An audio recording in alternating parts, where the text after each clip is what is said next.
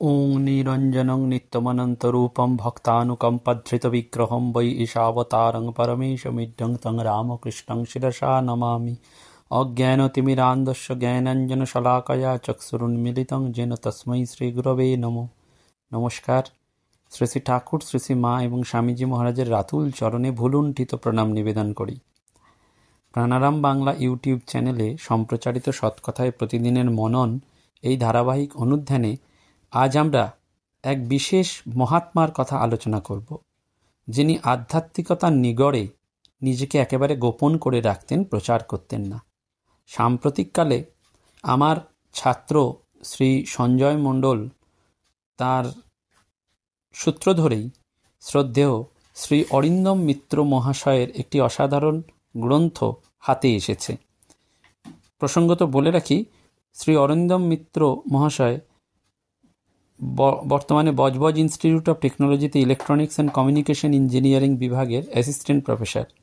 তিনি পূজনীয় স্বামী নিগমাত্মানন্দ মহারাজের সান্নিধ্যে প্রথম আসেন 2004 সালে এবং তারপর তার জীবনের কথা, তার সাধক বা সাধন জীবনের কথা আমাদের কাছে পরবর্তীকালে উপহার দিয়েছেন অমৃতের সন্ধানে স্বামী নিগমাত্মানন্দ এই গ্রন্থের আলোকে।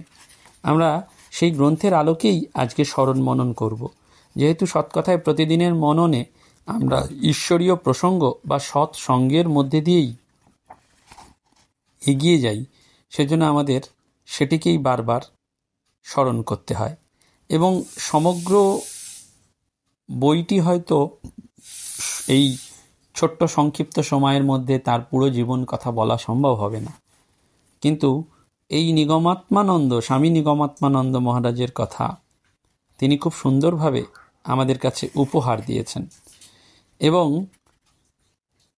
তিনি যখন গিয়েছিলেন তখন তাকে প্রথম প্রশ্নই করেছিলেন যে আপনি কি ভগবান দেখেছেন? তখন গুরু মহারাজ উত্তর দিয়েছিলেন ভগবানকে অনুভব করতে হয়। বলেছিলেন আচ্ছা একটা কথা বল, ঈশ্বর সে আবার কি? মানুষ যখন গুহাবাসী ছিল তখন কোনো মানুষকে বাঘে ধরলে কি ভগবান এসে বাঁচাতো, না অন্য কোনো গুহ থেকে মানুষের দল এসে পাথর ছুঁড়ে বাঘটাকে তাড়াতো? তাহলে কি প্রমাণিত হয় ভগবান আবার কি? তখন এই অরিন্দমবাবুর মাথা টন করছে, মাথা ব্যথা করছে। তিনি মনে মনে ভাবছেন যে কেন এলাম রে বাবা, গেরুয়া পড়ে আমায় বোঝাচ্ছেন ভগবান নেই। তাহলে প্রমাণিত হলো ভগবান নেই, থাকলে তখন রক্ষা করতে পারত না। তাহলে আমরা যে জানতাম দুর্গা মহিষাসুর নির্ধন করেছেন সেগুলো, তখন বলছেন এখন কি কোনো দুর্গা মহিষাসুর মর্দন করেন না? তুই কি ইন্দিরা গান্ধীর নাম শুনেছিস? তিনি আবার দুর্গা হলেন কি করে? এই রকম তার ভাবনা টাবনা সব আসছে। এবং যখন শেষের দিকে আসছেন তখন তিনি বলছেন যে প্রার্থনা, শুধু প্রার্থনা, অর্থাৎ প্রার্থনার দ্বারাই সেটি সম্ভব। বলছেন নাম করলে সব বিপদ কেটে যায়, নামের থেকেও নামের জোর বেশি। বলছেন দেখ, হনুমান জয় রাম বলে সমুদ্র লাফিয়ে পেরিয়ে গেল, অথচ সেই রামকেই সেতু বানিয়ে তার ওপর দিয়ে যেতে হলো। প্রার্থনা করেই দেখ না কি হয়। সঠিকভাবে প্রার্থনা করলে মা কালী বাহ্যে পর্যন্ত সঙ্গে যাবেন, এইরকম তার সাধন জীবনের বিশ্বাস ছিল। এবং তিনি নানান গল্পের মধ্যে দিয়ে উপদেশ দিতেন, বলতেন সবসময়। এই অরিন্দমবাবু যখন কোনো একদিন জিজ্ঞেস করেছিলেন যে আমি মাকে নিয়ে যাব কি না, তখন বলেছিলেন তুই মাকে নিয়ে আয় না রে বেটা, আমি তোর পৃথিবীটাকে উল্টে দেবো। এবং সত্যি সত্যি পরবর্তীকালে তিনি সেই অনুভবে মধ্যে এসেছিলেন এবং আধ্যাত্মিক জীবনে দীক্ষার সঙ্গে সঙ্গে যে শিক্ষারও গুরুত্ব আছে সেটা বুঝেছিলেন। তিনি বলতেন রোজ কথামৃতের অন্তত একটি করে পাতা হলেও পড়তে হবে এবং ঠাকুরের বলা প্রতিটি কথা জীবন দিয়ে অনুভব করতে হবে। বারবার বলতেন যে শিক্ষা পাওয়া যায় প্রকৃতি থেকে, সৎ গ্রন্থ থেকে, এবং সৎ ব্যক্তির কাছ থেকেও গুরুজনদের থেকে। কিন্তু সর্বশ্রেষ্ঠ শিক্ষক বা শিক্ষিকা হলেন প্রকৃতি। গুরু মহারাজকে কেউ গুরুদেব বা বাবা বললে তিনি পছন্দ করতেন না। বলতেন, আমায় আচার্যদেব বলতে পারিস, না হলে মহারাজ বলবি। আমি গুরু নই, আমি শ্রীরামকৃষ্ণ মহামণ্ডলের অংশ। আমাদের ধারায় গুরু হলেন ঠাকুর এবং মা। আমরা শুধু ওদের ম্যানেজারই করছি, ওরা মালিক, তাই আমরা গুরু হতে পারি না। এবং বারবার বলতেন, ঠাকুরের এক একটা কথা থেকে এক একটা বই লেখা হয়ে যেতে পারে, তার প্রত্যেকটা কথা গবেষণার বিষয়। ছোটবেলায় স্বাধীনতার প্রাক্কালে তিনি স্বাধীনতা সংগ্রামের সাথে যুক্ত একটি দলে নাম লিখিয়েছিলেন এবং সেখানে তাদের বন্দুক চালানো শেখানো হতো এবং সেখানকার উদ্দেশ্যই ছিল একজন ইংরেজকে মারা, না হলে নিজে মরা। সেই ছোটবেলাতেই ওই সঙ্গ ওনাকে দেশের প্রতি মাতৃভাব আনতে শিখিয়েছিল।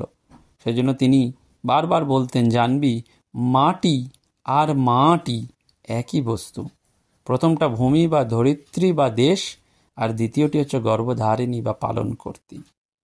বারবার মহারাজ বলতেন যে প্রথমে অপরাবিদ্যা আয়ত্ত করতে হয়, তারপর পরাবিদ্যা।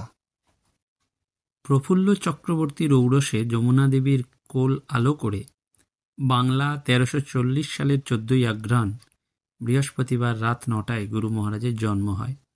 তারকেশ্বরের অধীশ্বর শ্রী শ্রী তারকনাথের অংশে জন্ম হয় বলে তার নাম রাখা হয়েছিল তারকনাথ চক্রবর্তী। বাবা আদর করে গোপাল বলে ডাকতেন। তবে গুরু মহারাজের জন্মসাল নিয়ে বিতর্ক আছে।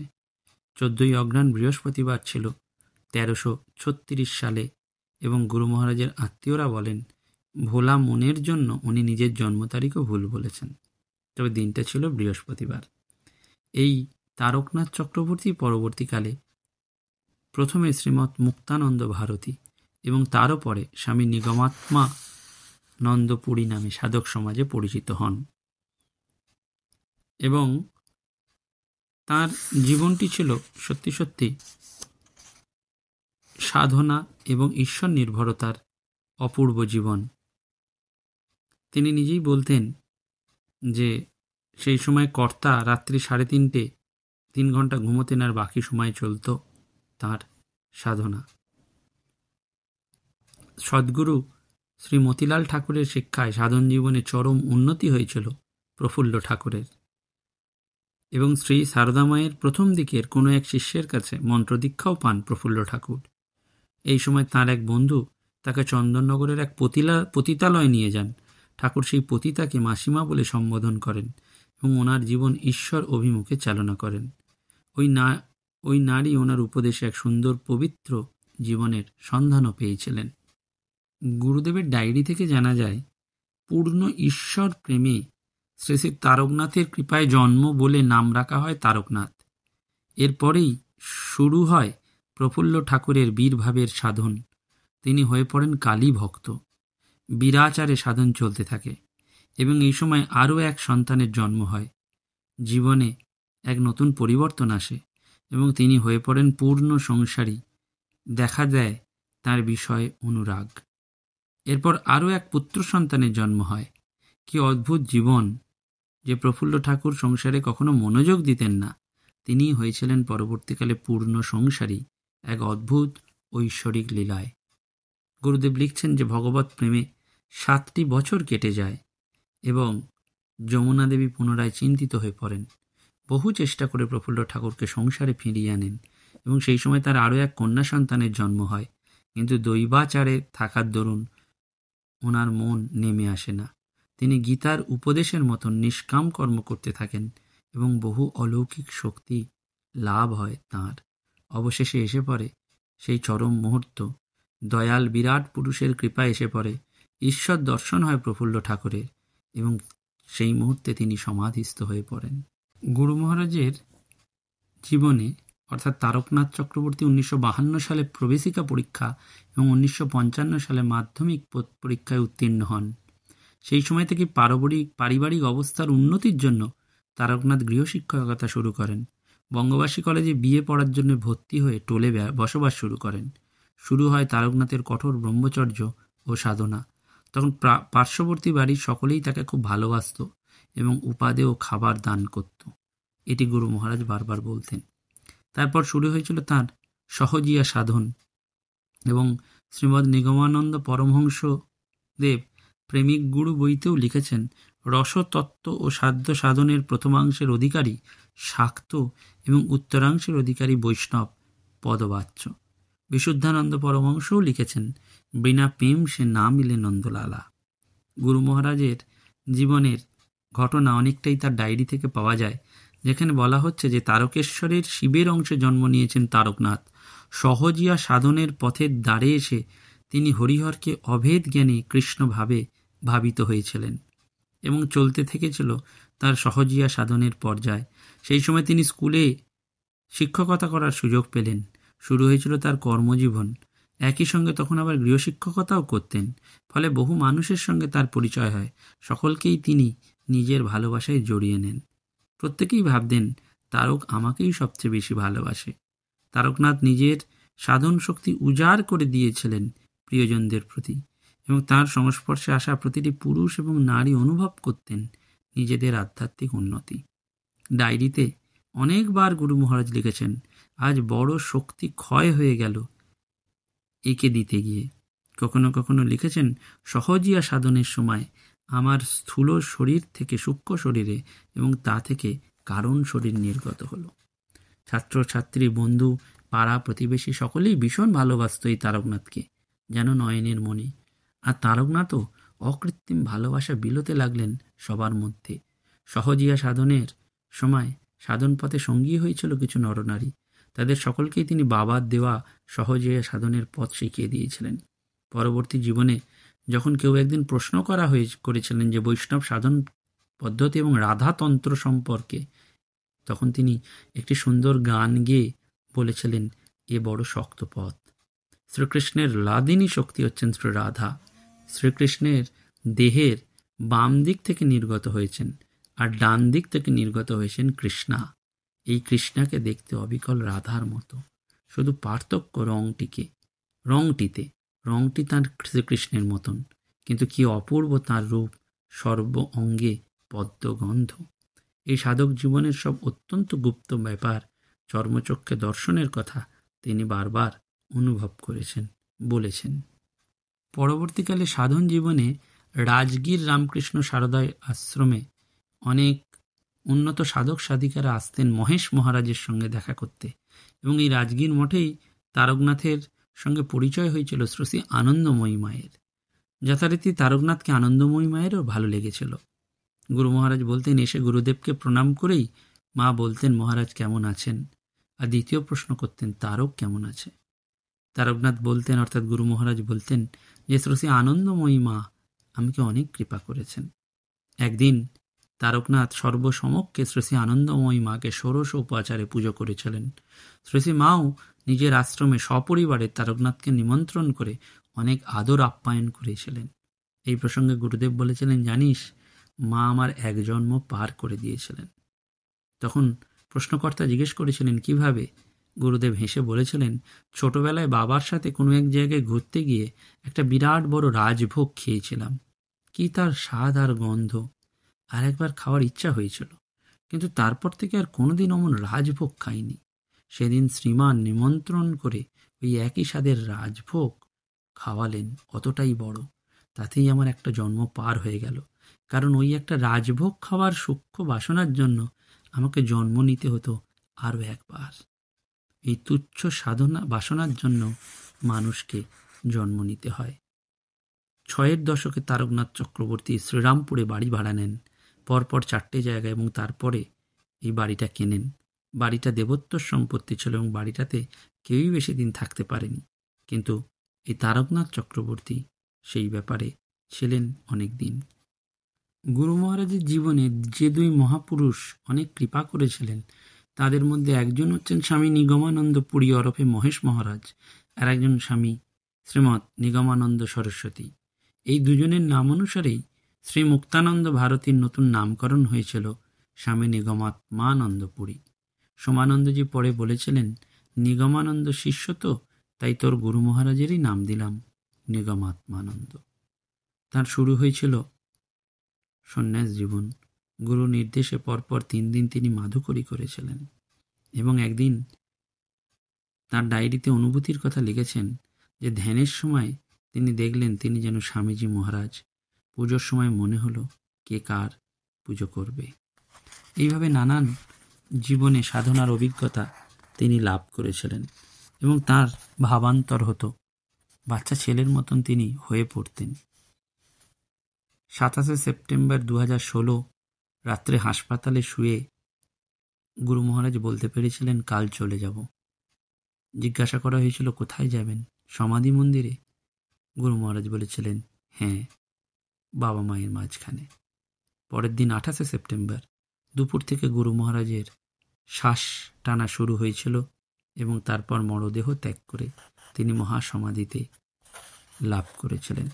শ্রীরামপুর বল্লভপুর শ্মশানে যাওয়া হয় এবং তার চিতাভস্য নিয়ে যাওয়া হয় কিঙ্কর বাটির সমাধি মন্দিরে। ওখানে ওর বাবা মায়ের সমাধির ঠিক মাঝখানে ভস্মপূর্ণ অস্থি কলস রাখা হয়েছিল। এবং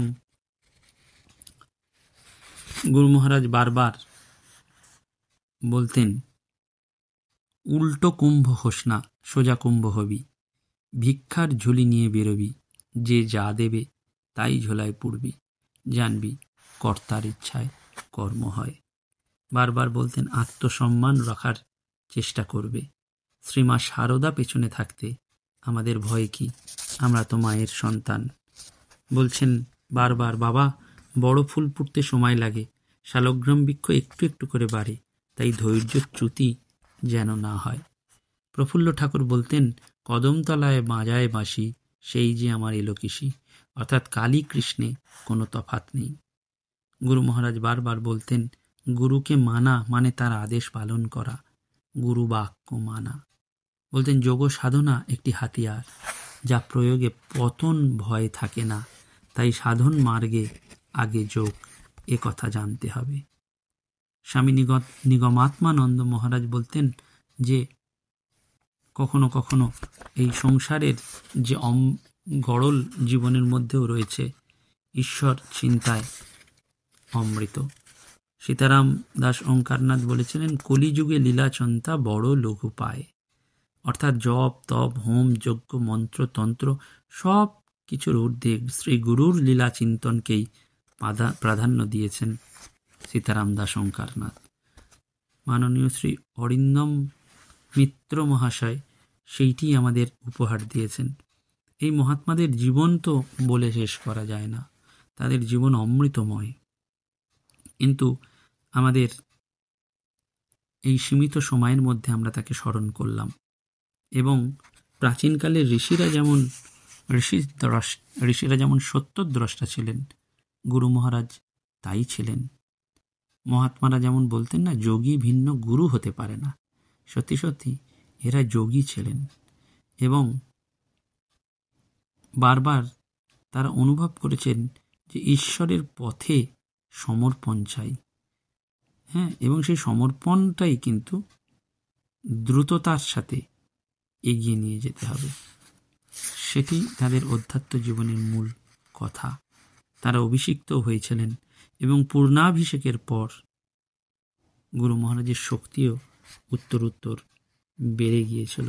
শ্রী নবম তারাপুরীর বেহালায় পঞ্চমুণ্ডির আসনের ঘরের ভেতরে একেবারে তিনি সেই পূর্ণাভিষিক্ত হয়েছিলেন। ঠাকুর নিগমানন্দ সরস্বতী বলেছিলেন শক্তিমন্ত্র দানের সাথে সাথে শাক্তাভিষেক করানো কর্তব্য। সবটি তার হয়েছিল। বারবার তিনি বুঝেছিলেন যে সকাল থেকেই মন বড় হালকা, কোনো কিছুতেই আকর্ষণ নেই। তারপর অনুভব করেছিলেন পৃথিবীতে একা, কারুর নয় আমি, কেউ আমার নয়। বুঝেছিলেন এটাই বোধহয় বৈরাগ্য। নমস্কার, ধন্যবাদ। প্রাণারাম প্রাণারাম প্রাণারাম প্রাণারাম প্রাণারাম প্রাণারাম কি যেন লুকানো নামে তাই মিষ্ট এত তব না প্রাণারাম প্রাণারাম প্রাণারাম নারায়ণ।